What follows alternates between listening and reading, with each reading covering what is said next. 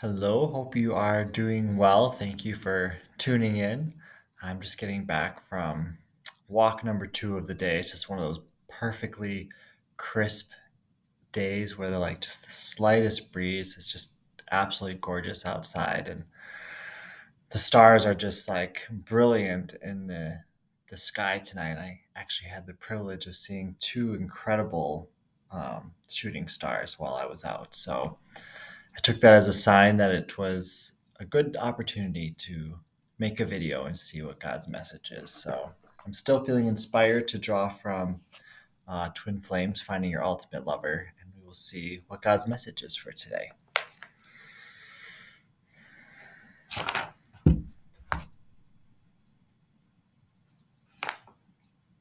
All right. So I've turned to this before. It's the mirror exercise. Um, and we're going to go into a deeper description here. So the mirror exercise, and actually, this was actually mentioned in the sermon by Laurencio and Alexandra today. The basics, like you can't actually overemphasize them because, and a lot of people watching might not really fully understand the mirror exercise. Trust me, it takes a lifetime to master a very simple four-step tool. But the heart of it is taking personal responsibility for every single aspect of your feelings, of your life, and choosing to own the fact that I am the sole creator of my reality. And one thing I want to clarify, so I have seen, some people misunderstand this to be a self-blame tool. That is not it at all. It's a self-empowerment tool. It's a very different thing. There's no point in the mirror exercise where you say it's my fault. You say, you recognize, you take ownership and responsibility for your life. It's a big difference. So you see you're upset in your reality, and because you're the creator of it, you go to step two and you see how you're doing that to yourself. And how is that possible you're doing it to yourself? Well, because life is your creation. So anything that's happening outside of you can only reflect something that's happening inside of you. So instead of that being an opportunity to blame, literally you just, okay, step two, you just feel your feelings. Where do I feel that? Like if I'm upset that somebody is not respecting me, where do I feel that disrespect inside of me? I can only feel that if I'm allowing that or giving that to myself in some way. And you find that place and you love it. So it's an opportunity to love yourself, to find that part and make a new choice there to respect yourself. What a powerful thing, especially when you realize that your choice creates your reality. Wow, you want to make sure you're making good choices. Because your consciousness is so vast, there are endless places to discover in your consciousness where you have a misaligned thought or belief, and to love yourself and to make a new choice there. So there's so much depth to go into this very simple tool. It's really just a process of feeling your feelings always and noticing what doesn't feel good, going to that place inside yourself and loving that place until you do feel good and at peace again. So it's really a process. As you master it and you become very good at it, you can literally feel good all the time. You become so fast at clearing your upsets that you just feel good. And even when an upset comes, you look at that as an opportunity to feel good again, because you're like, oh, life is showing me another place where I can love myself, another opportunity to go deeper in my happiness because I have the tool to be happy. So I see this place that feels uncomfortable. And even if it's one of those days where there's a lot of things that come up, that's a lot of opportunity to go deeper in your happiness and deeper in your peace. But you have to actually feel your feelings and go to those places and love yourself there. That's the only way you can turn that opportunity into a healing opportunity. It doesn't work to have an uncomfortable feeling come up and say, oh, I don't want to look at that. Well, it's going to remain until you do. Life is a perfect mirror. So until you heal something, it will continue to show up in your reality until you fully heal it. And that's great incentive to do the inner work, because that is the kind of power you have to create your reality. It's so amazing. And of course, there's the process of writing it down or just staying with your feelings as you go deeper in mastery. It's good to start with, writing the steps, but as you go deeper in your mastery, you just stay in your feelings and you just notice by living from that space, you notice what feels good, what feels healthy and right and in alignment, and what doesn't. And you address those things when they do on the inside. And however God calls you to act in your reality, to address that so that you do feel good. You do feel that peace and joy. As a divine being, you deserve to feel good all the time. That is your divine right.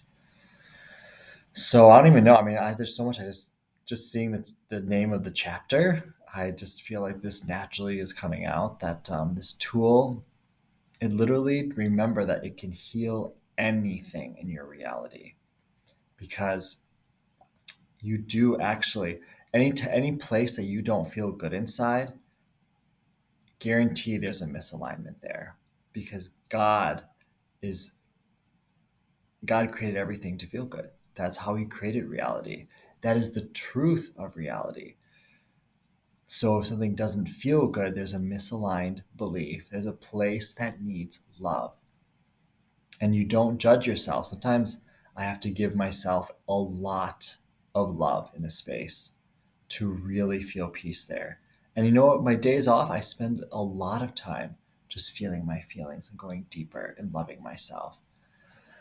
And it's such a gift, because when I do it without judgment, and I give myself all that space and I let all of my feelings arise and I love myself deeply, sure enough, once I've reached a core place, I find that a desire to give, a desire to expand, a desire to grow naturally comes out of that place. But that's when you're living life from the inside out. You fill your cup by loving yourself, and then that cup runneth over, and you have that much more to give from a really beautiful and loving space inside yourself.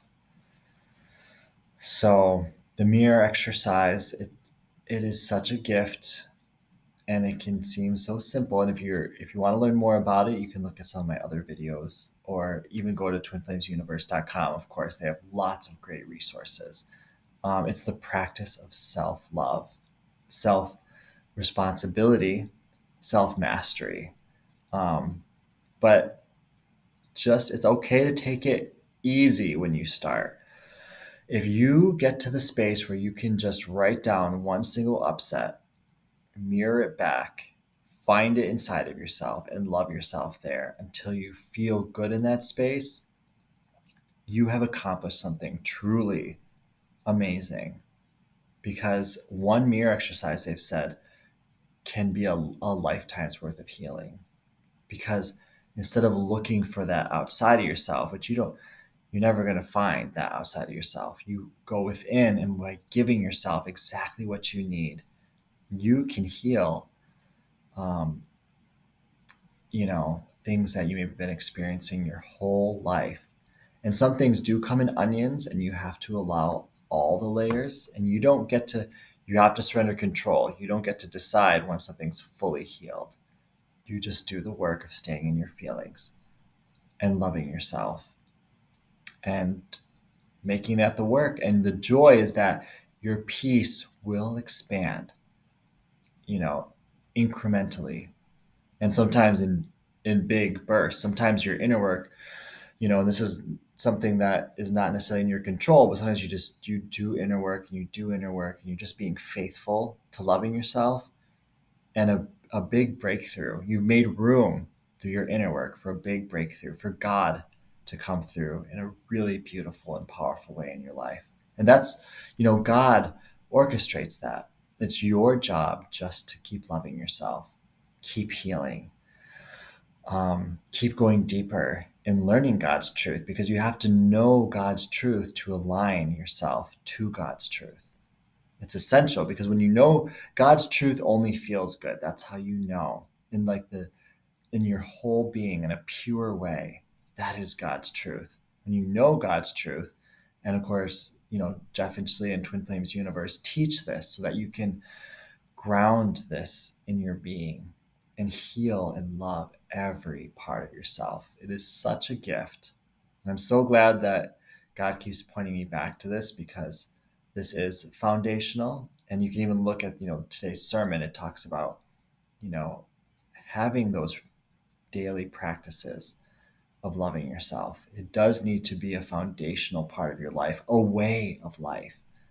How why self-love? It's a perfect way to live. You only win in that scenario. And here's the thing, not just you, but all of life wins when you love yourself, because then all of that self-love you've given goes out into the world in a beautiful and powerful way. It is such a gift. So I hope this invites you to go deeper in your practice of mirror exercising. If you've never done a single mirror exercise, I invite you to take the opportunity. If you want to learn more about it, you can get Jeff Inchley's book on, it's on their website or on Amazon. It'll walk you through those steps. You can learn that process. And as you practice it, it just becomes more easy and more natural to just love yourself all the time. So thank you so much for watching. I send you much love, and I will see you next time.